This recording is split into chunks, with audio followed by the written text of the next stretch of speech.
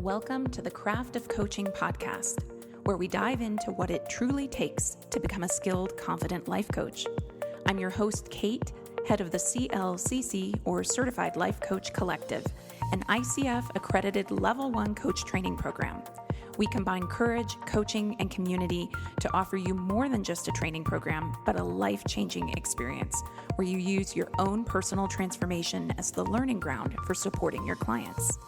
On this podcast, we explore how you can use coaching skills to support your clients or expand your own growth, all grounded in evidence-based coaching practices. Learn more about our program and get free resources for becoming a life coach at teamclcc.com. And now, here's today's episode.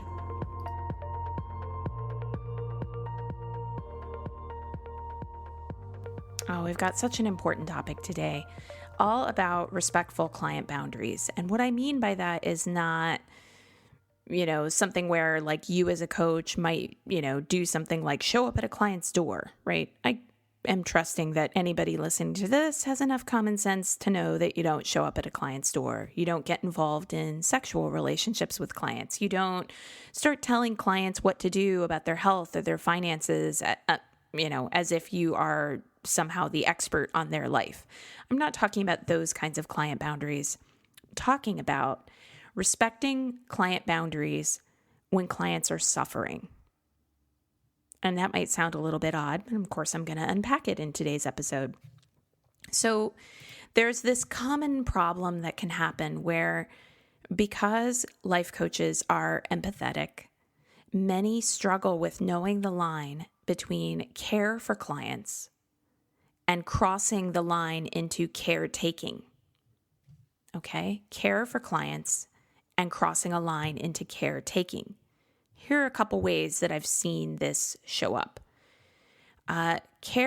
Caretaking might show up as the client is late to sessions chronically, and you feel bad about that.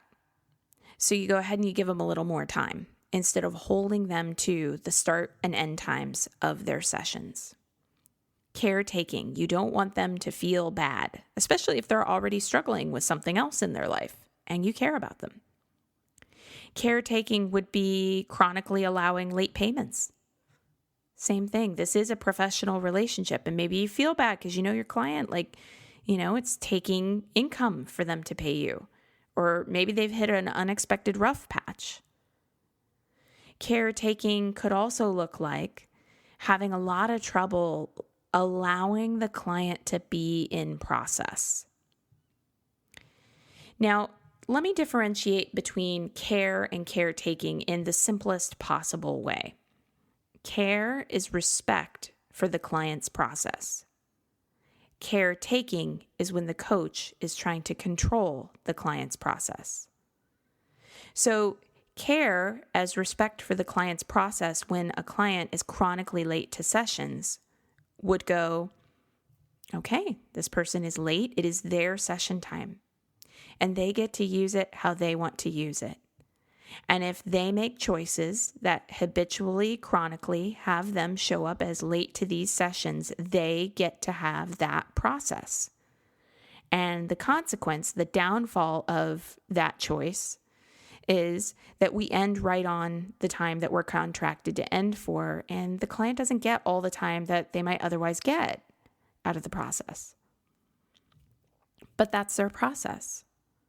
Caretaking would be trying to control the client's process, sending a bunch of extra reminders about being on time, or letting the client have all the extra session time so that you really end up reserving, 90 minutes or 2 hours for a client instead of just that 1 hour session.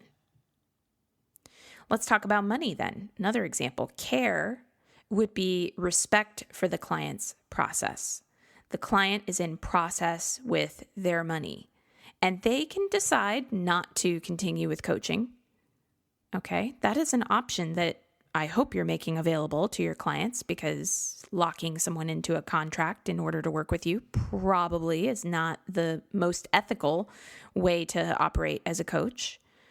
But when someone says, okay, I only have $200 a month for coaching for these 2 sessions and I'm committed to it and I'm showing up for the sessions, they need to pay for the sessions. And if they have an unexpected financial emergency arise, then a conversation can happen about pausing coaching.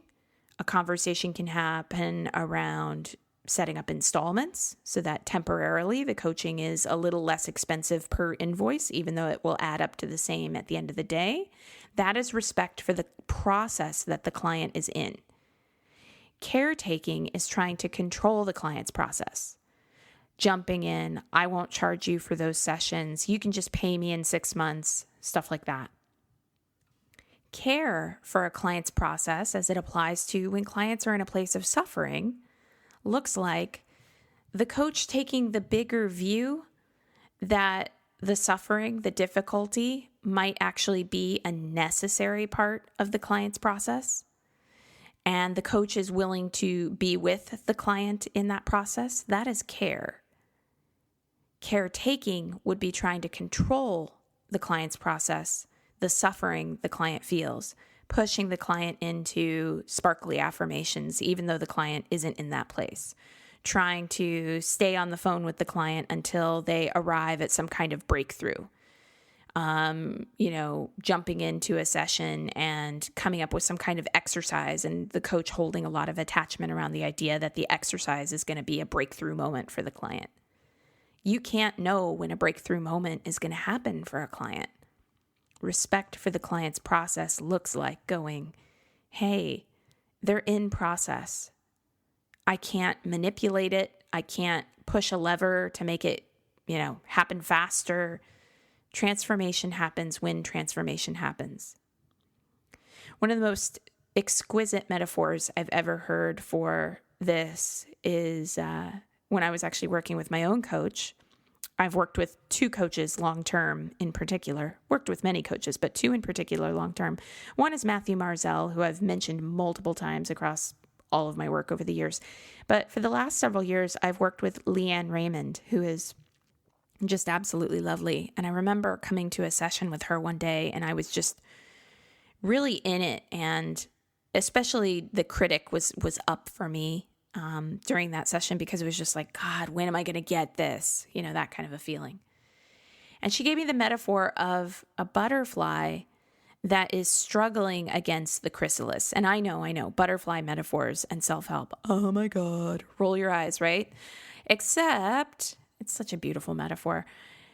She told me that, a butterfly that is struggling to break out of the chrysalis, we could look at that and we could go, I know, I'll tear a little hole for the butterfly to make it easier for them to get out. And it'll happen faster. But biologically, if you do that with a butterfly, they die. There is something about the pushing against the edges of the container that is too small for that butterfly anymore. That is necessary for the butterfly's growth, its strength building. And care for a client's process is understanding that suffering and pain and setbacks and failure are part of a process of growth. Now, don't get me wrong. I'm not at all saying it has to be that way every single time. That's a pretty pessimistic view of life, right? I'm not saying that if you aren't suffering enough, you're doing it wrong. I'm not saying that you should push your clients to suffer, right? Like, this is nuanced, all right? It's not all of one and none of the other, vice versa. It is just paying attention and noticing that you can't save your clients from their suffering. They are in process with it.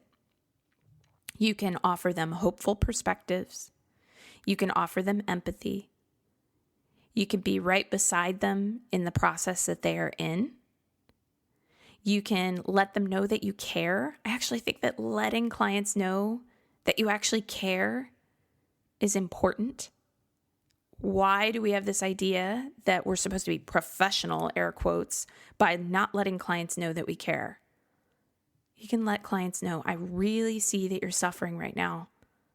I'm so sorry about that. This is really hard.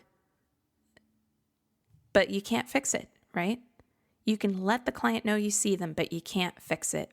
So one more time, care is respect for the client's process. Caretaking is trying to control the client's process. And when you try to control what's happening in a session or save the client from any negative feelings, you end up caretaking, not caring. And that is where respectful client boundaries, I think, in coaching, are most often breached. That's where we go sideways. And I think I've heard that culturally, there's a greater tendency for this in the United States and in the Western countries than any other, but there's this tendency to think if a little bit is good, then a lot must be much better. And, it's easy to get into the idea that if a little bit of care is good, then so much more care is going to be so much better. That's just not how it ends up shaking down. If you try to jump in and save a client from their negative feelings, or if you always have the helpful, sage wisdom for them when they come to sessions, or if you always have the new idea or the fix, if that type of dynamic arises between coach and client, what it really breeds is codependency. What it really breeds is a situation where the client is just running to coaching sessions to get advice or a new hit of inspiration or some reframe that's going to help them to feel better. What we need to be doing is giving our clients agency. What we need to be doing is helping our clients to develop resiliency. What we need to be doing is helping our clients to put their experiences into a context. If you really think about it, the most helpful personal growth work that anyone ever does is helping us learn how to name and claim our personal stories, our personal journeys, and then put that into a context, an overall life context where we can go, okay, this hard thing, I'm going to set it on the shelf right here. I'm going to label it hard thing. And I'm going to admit the parts of it that suck, the parts of it that are really hard. Thank goodness to have coaching as a place where I could be really honest about all the pieces of me that are harder for me to be with. And then, okay, we've got this place where we've named it and we've claimed it. Now, what am I going to make it mean? That's the context. What am I going to make it mean? I invite you to think about this. I always think that putting it on your own experience is hugely helpful. I invite you to try this on and put it into your own life. It's like, okay, where are the places in your life where when you are stuck, instead of respecting your own process, respecting the stuckness as having worth or value or being part of how you're developing the resilience that you will have on down the line, where do you try to control it? Where do you try to control the process? Where do you try to numb out from the negative feelings? Where do you try to caretake yourself instead of care for yourself? If you can practice it with yourself, you will be able to practice it with clients. Now, how to put this into practice in your actual sessions, especially if you are already doing some level of coaching and you've noticed like, oh, now that Kate's pointing some of this stuff out, I kind of think to myself, I think a little bit of that codependent caretaking thing might have accidentally, give yourself some grace, some compassion, might have accidentally entered into how I approach coaching. Oy. Okay.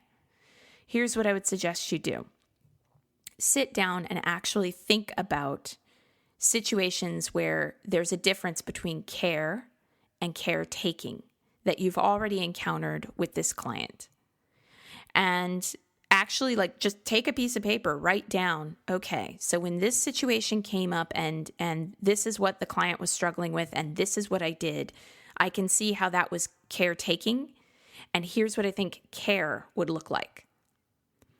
And then have an open dialogue with your client about it during a future session.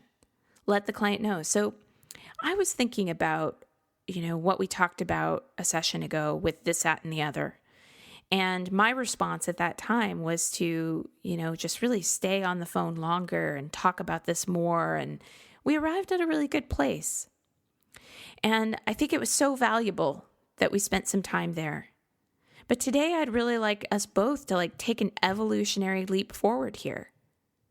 How is it that we can together, and I want to support you in this, how is it that we can together create a container for you to actually give yourself care on our calls and in between sessions? Let's move into a little more independence. So in other words, frame it to your client as that was one place that we were in, and it had value in its own way.